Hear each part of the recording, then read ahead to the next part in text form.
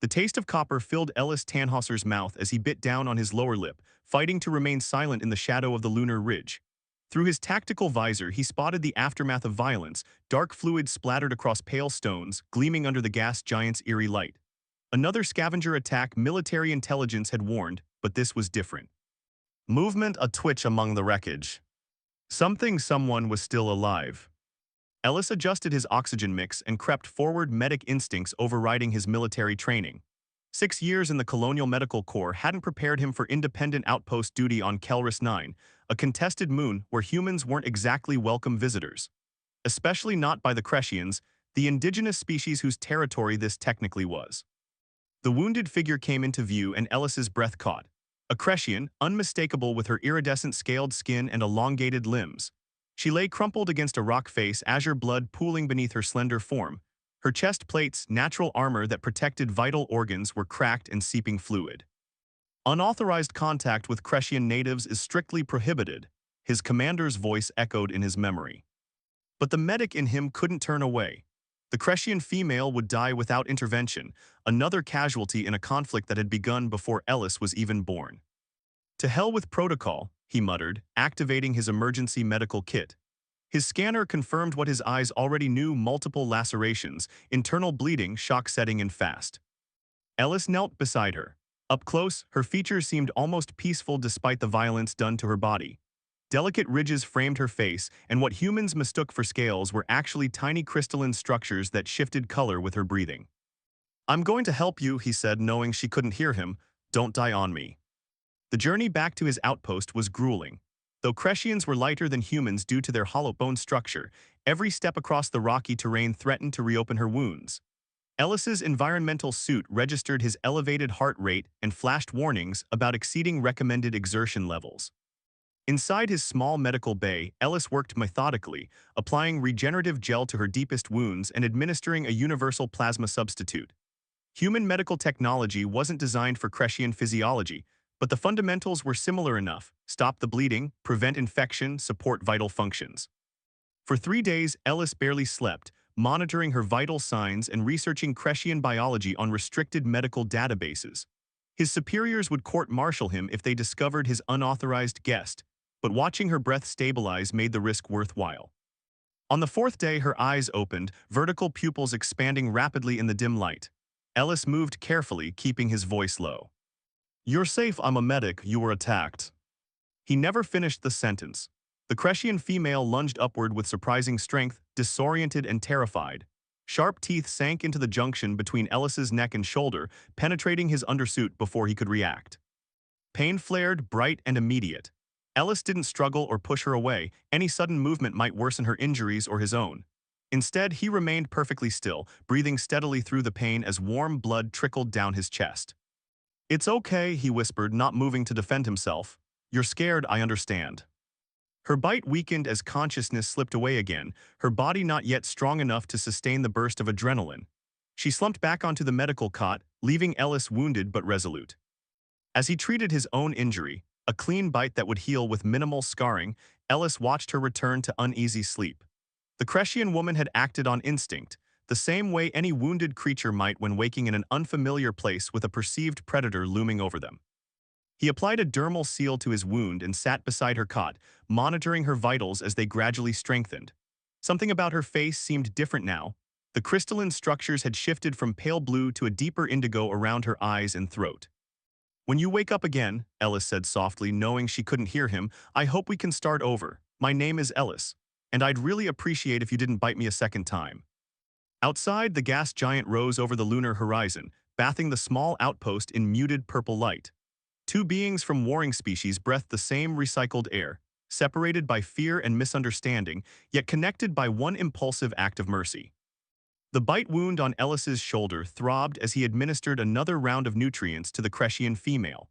Her crystalline scales had brightened, a good sign according to the sparse medical literature he'd accessed. When her eyes fluttered open again, Ellis was prepared. He positioned himself at a safe distance, hands visible, posture non-threatening. "My name is Ellis Tannhauser," he said slowly. "You're in my medical facility. You were attacked by scavengers." The Crescian female's pupils contracted to thin slits as awareness returned. She hissed softly, eyes darting around the confined space before settling on Ellis, her gaze fixed on the bandaged wound at his shoulder. I bit you, she said, her voice melodic despite the rough translation through Ellis's comm unit. She touched her own throat, surprised to find herself speaking. You gave me language implant. Ellis nodded, standard protocol for critical care patients, helps with treatment. Why help enemy, she asked, pushing herself to a sitting position despite obvious pain. I'm a medic, Ellis replied simply, you needed help. Her head tilted sideways, a gesture Ellis couldn't interpret. I am Thria, she finally offered, House of Vonic. Rest Thria, Ellis said, checking her vitals with a handheld scanner. Your internal wounds are still healing. Thria's gaze drifted to the viewport where Kelris, the gas giant, filled the sky. Vonic search parties will hunt you for taking me. They think I abducted you. Humans always take, never help, she said, but uncertainty colored her tone as she looked again at his bandaged shoulder. You should have struck back when I bit. Ellis shrugged, would that have helped either of us? Over the next few days, Thria's strength returned incrementally. She watched Ellis with wary fascination as he maintained the outpost systems and tended her wounds. The bite mark on his shoulder remained untreated beyond basic antiseptic, a deliberate choice that didn't escape her notice. Your medical technology could remove scar, Thria observed on the 6th day, indicating his wound. Ellis nodded, it could. Why keep it? Scars tell stories, he said, adjusting the environmental controls as the lunar night began its 2-week cycle. Some are worth remembering. Thria's crystalline structures rippled with a deep amber glow, embarrassment, Ellis guessed, or perhaps shame. My story is attack on savior, not honorable. Your story is survival, Ellis corrected. I appeared threatening, you reacted. That night, as temperatures plummeted outside, Ellis found Thria examining the outpost's communication system. His first instinct was suspicion. Was she attempting to contact her people? But he pushed the reaction aside. Looking for something, he asked casually. Thria's scales shifted to pale blue. Wondering why no transmissions to your command, they must wonder where medic has gone. Ellis leaned against the doorframe. I've reported equipment malfunctions, bought us some time. Us, the word hung between them. You're not well enough to travel, Ellis said, and I suspect prisoner exchange isn't what either of us wants. Thria's long fingers traced the edge of the console. What happens when I am well? Ellis had been avoiding that question himself. That depends on what you want, Thria of House Vonic. For the first time, Thria moved toward Ellis rather than away. She stopped an arm's length distant, studying his face with intense vertical pupils. Humans killed my nestmates in territorial dispute, she said. I was taught your kind cannot be trusted. And I was warned Crescians are dangerous and unpredictable, Ellis replied. Yet here we are. Here we are, Thria echoed, the translation making her voice sound almost wistful. In the dim light of the lunar night, human and Crescian regarded each other, representatives of worlds locked in conflict, yet momentarily united in this small outpost by circumstance and choice. Thria reached forward tentatively, her scaled fingertips stopping just short of the bandage on Ellis's shoulder. I would like to learn your healing arts, she said, if you would teach. Ellis smiled, I think we can arrange that. The warning siren cut through Ellis's concentration as he demonstrated proper suture technique to Thria. 2 weeks had passed since her rescue, 2 weeks of gradual trust building and cultural exchange. Approaching vessel, the outpost's AI announced, colonial military registration. Thria's scales shifted to alarmed crimson, they come for me. Ellis checked the security feed. Supply drop wasn't scheduled for another month. He recognized the landing craft and the insignia of his commanding officer. This isn't good. I should hide, Thria suggested, already moving toward the storage compartment. Ellis caught her wrist gently. No time, if they scan they'll find you. He made a split-second decision. We need to leave. Leave where? The eastern caverns. We can reach them before they land if we hurry. Ellis began gathering essential supplies, medical kit, rations, portable shelter. My rover can handle the terrain. Thria helped without question, her movements now almost synchronized with his after days of working together in the small outpost. They will pursue. Probably, Ellis admitted, securing their supplies. Harboring a Crescian breaks about a dozen regulations. You risk much, Thria observed quietly. Ellis paused in his rushed preparations. Some things matter more than regulations. The rover sped across the lunar surface, leaving dust clouds that would be visible to the landing party. Ellis had disabled the vehicle's tracker, but they had perhaps an hour's head start at most. Your career is finished, Threa said as they entered a narrow ravine leading toward the caverns. Your people will consider you traitor. Ellis navigated around a boulder field. Possibly, does it bother you that I'm helping your enemy? You stopped being enemy when you carried me bleeding to safety, Threa replied. When you did not strike back after my bite. The caverns loomed ahead, vast networks of tunnels formed by ancient lava flows.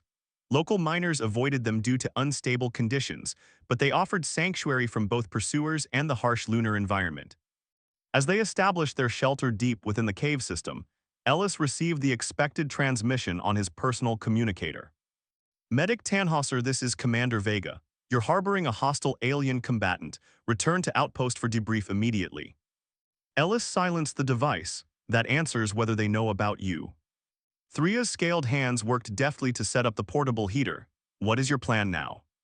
Honestly, I'm making this up as we go, Ellis admitted with a rueful smile. That night, huddled in the dim light of their emergency lamps, Ellis and Threa sat closer than they ever had before, necessity overcoming the instinctive distance both had maintained. In Crescian culture, Threa said softly, to save a life creates bond of obligation. I am bound to you until debt is repaid. Ellis shook his head. I don't want your obligation. What do you want, Ellis Tannhauser? Her pupils expanded in the low light, studying him intently. The question hung between them, weighted with possibilities neither had voiced. Before Ellis could answer, the ground trembled beneath them, not unusual in the tectonically active region, but concerning in the unstable caverns. We should move deeper tomorrow, Ellis suggested, changing the subject. There are thermal vents that could mask our heat signatures. Threa nodded, but her gaze remained questioning. As they settled into uneasy sleep, the distance between them gradually diminished until in the deepest part of the lunar night, her scaled hand rested lightly against his, the first voluntary contact she had initiated. Ellis didn't move, didn't acknowledge it, but his pulse quickened at what the gesture might mean. Outside, colonial forces began systematic sweeps of the lunar surface, hunting the medic who had chosen compassion over duty. Days in the caverns blurred together as Ellis and Threa ventured deeper into the labyrinthine system. The thermal vents provided both warmth and cover from scanning technology, allowing them to conserve their dwindling power supplies. Ellis's shoulder had fully healed, leaving only the faint scar from Threa's bite. She had taken to touching it occasionally, a gesture of apology that had evolved into something more intimate, a physical connection that transcended their biological differences.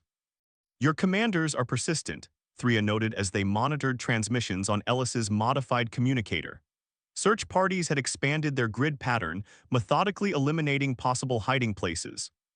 Colonial military doesn't like being defied, Ellis replied, checking their remaining supplies. 3 days of rations left, enough time to reach the southern ridge where wild Thulian moss grew, edible if barely palatable. Threa's crystalline scales rippled with copper hues, amusement, Ellis had learned.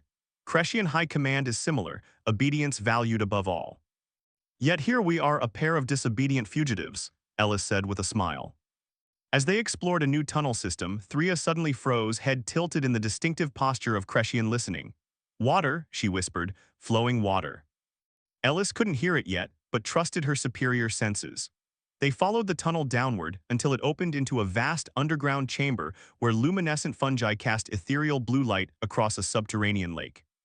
It's beautiful, Ellis breathed, the sight momentarily erasing their precarious situation. Threa moved to the water's edge, her scales reflecting the bioluminescence in hypnotic patterns. On Cresh Prime, we have sacred pools where bonds are formed between houses, water that connects all things. Ellis joined her by the shoreline. Earth has similar beliefs about water, rivers that connected civilizations, oceans that both divided and united us. Perhaps not so different our peoples, Threa said softly. They made camp beside the underground lake, the relative safety allowing them to truly rest for the first time in days. As Ellis prepared their meal, Threa removed the outer layer of her scaled armor, a sign of trust that made Ellis pause in his work.